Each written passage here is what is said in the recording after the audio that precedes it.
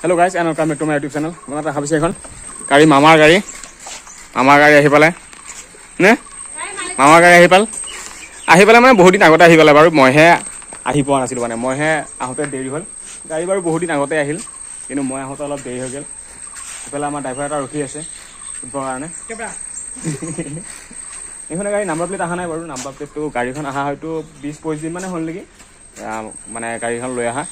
কিন্তু এতিয়ালৈকে 21 তাৰিখে গাড়ীখন আহিছিল কিন্তু এতিয়ালৈকে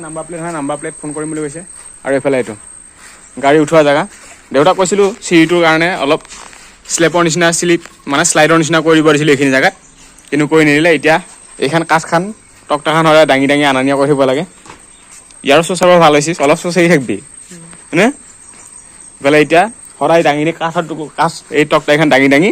হৰাই আনানিয়া কৰি দিব লাগে আৰু এখনে গাড়ীখন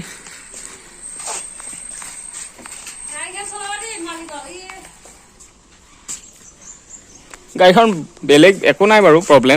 প্ৰবলেমটো নহয় বাৰু কিন্তু স্পিডটো বৰ বিশেষ নাই স্পিডটো অলপ কম আছে কাৰণ যেহেতু ষ্টুডেণ্টক দিয়া গাড়ীৰ কাৰণে স্পিডটো অলপ কম কৰি দিছে ফুল স্পিডতো মই সেইনা এনে চলাই চাইছিলোঁ বাৰু পুৰা ফুল ৰেষ্টটোত প্ৰায় 60 মান যায় তাতকৈ বেছি হয়তো নাযায় আৰু অলপ যদি বেছি ওজন থকা মানুহ উঠে পিছফালে মানে প্ৰথম ষ্টাৰ্টিংটো যাবই নখোজে মানে আৰু তো এফালে মিটাৰটো কিমান হৈছে মিটাৰটোতো 560 হৈছে টোটেল আৰু মাইলেজটো বৰ বিশেষ বেছিও নহয় বাৰু বহুত কমো বুলি ক'ব নোৱাৰে কাৰণ নতুন গাড়ী যিহেতু মাইলেজটো হয়তো মই যোৱাকালি 440ত 200 টকা তেল ভৰাইছিলোঁ এতিয়া হৈ আছে 707 চাবিটো নাই বাৰু চাবিটো থাকিলে অন কৰি দেখাব পৰা গ'ল হয় এতিয়া কালি যেতিয়া মানে হেৰি দেখাইছিলে কি বুলি কয় ৰিজাৰ্ভত দেখাই থাকোঁতে কালি মই তেলটো ভৰাইছিলোঁ 440 আছিলে তেতিয়া 200 টকা তেল ভৰাইছিলোঁ এতিয়া 507 হৈ আছে 507ত আকৌ ৰিজাৰ্ভত দেখাইছে মানে প্ৰায় 67 কিলোমিটাৰ হ'ল 200 টকাত 67 কিলোমিটাৰ গৈছে হয়তো 35 মান হৈছে কাৰণ পেট্ৰলৰ দামটো যিহেতু এতিয়া প্ৰায় 105 পইণ্ট সামথিং কিবা এনেকুৱা হৈ আছে মই সেইদিনা চাওঁতে ভালকৈ লক্ষ্য কৰিব নহ'ল বাৰু তথাপি 105 মান হৈ আছিলে সেইকাৰণে হয়তো খুব বেছি 35 তাতকৈ হয়তো বেছি নিদিয়ে কাৰণ নতুন গাড়ী ছাৰ্ভিচিং দিয়াৰ পিছত হয়তো অলপ বেছিকৈ দিব পাৰে আৰু গাড়ী বেলেগ বিশেষ একো প্ৰব্লেম থকা বুলিতো ক'ব নোৱাৰি বাৰু এইখনেই গাড়ী ইয়াতে উঠি আছোঁ এতিয়া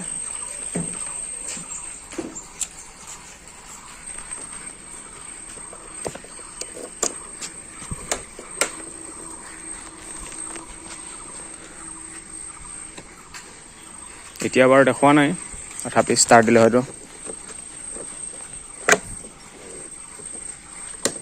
এইডাল দি নহয় আমাৰ ধৰ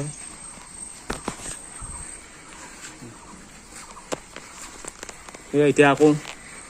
দেখাই আছে তেলৰ ফিউলটো কম আছে বুলি টোটেল 507 হৈ আছে মই 440 200 টকা ভৰাইছিলোঁ এতিয়া প্ৰায় 67 যোৱাৰ পাছত আকৌ 67 মানে 65 মান হোৱাৰ পাছত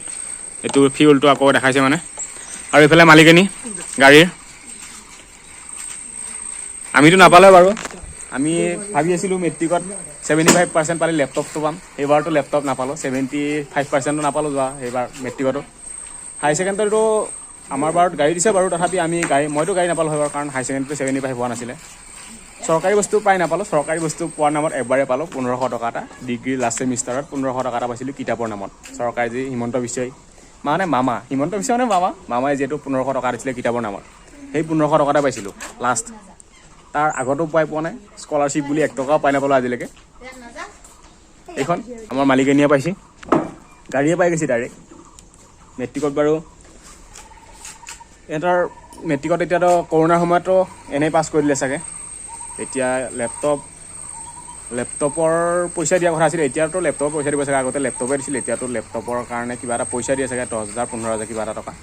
আৰু হাই ছেকেণ্ডাৰীটো 60% পালে ছোৱালীয়ে গাড়ীয়ে পাই যায় ল'ৰাৰ 75% আমি বাৰু 75% দিলে আমি নাপালেও হয় কাৰণ আমাৰ 75%ও আছিলে এইখনেই গাড়ীখন এইফালে আমি উঠি আছোঁ এইখন গাড়ী তই ডেন্সটো মাৰি দিবি নেকি একবাৰ টেংকেৰে এইটো দি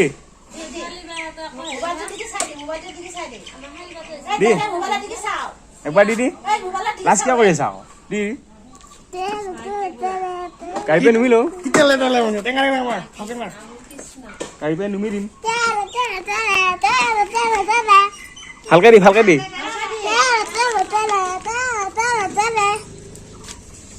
নাচি নাচি আহি নাচলে পখিলা খালি কুকুৰে পৰিচা মনে যাৰ গোলাপ পুতৰা বাবিবি এৰি যাম জানো জান তই মোৰে জান তই টুকুনা পালে যাম মৰি যাম এবাৰ নাচবি আকৌ ষ্টেজত এবাৰ ষ্টেজত নাচবি না আনচাৰ আহিছে এইটো গানতে নাচবি নে বেলেগত তই আকৌ যোৱাবাৰ লাজ কৰিছিলি দেখোন যোৱাবাৰ দেখোন নাচা নাছিলি তই আকৌ হে এবাৰ আকৌ লাজ কৰিবি থাকে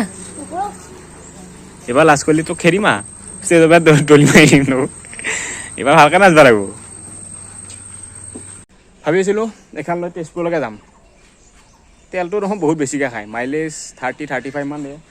তেজপুৰলৈকে মোৰ যাওঁতে 150 টকা যাব এনেই এইখানলৈ গ'লে মোৰ প্ৰায় 350 টকা যাব আৰু লগতে নাম্বাৰ প্লেটখনো যিহেতু অহা নাই নাম্বাৰ প্লেটখন আহিলেই লৈ যাম বুলি ভাবিছিলোঁ নাম্বাৰ প্লেটখন আহিলে আকৌ লগাব লাগিব আৰু নহ'লে আকৌ মঙলদৈ গাড়ী তেজপুৰত থাকিলে হয়তো প্ৰব্লেমো হৈ যাব পাৰে নে যিহেতু নাম্বাৰ প্লেটখন মানে নাম্বাৰ প্লেটখন যদি এইকেইদিনৰ ভিতৰত হৈ যায় মই যিহেতু APSC মোৰ পৰীক্ষা যিহেতু দিম এবাৰ এনেই বাৰু দি চাম পৰীক্ষাটো পঢ়াটো নাই বাৰু APSC কাৰণে কিন্তু মানে যদি পৰীক্ষাটো দি চাওঁ পৰীক্ষা আছে সোমবাৰে সকলোৱে গমে পাইছে 18 তাৰিখে পৰীক্ষাটো আছে APSC প্ৰিলিমছটো দি তাৰ পিছদিনা হয়তো যাম যদি তাৰ আগতে যদি নাম্বাৰ প্লেটখন হৈ যায় তেনেহ'লে হয়তো লৈ যাব পাৰোঁ আৰু যদি নহয় তেনেহ'লে লৈ নাযাওঁ আৰু উপায় নাই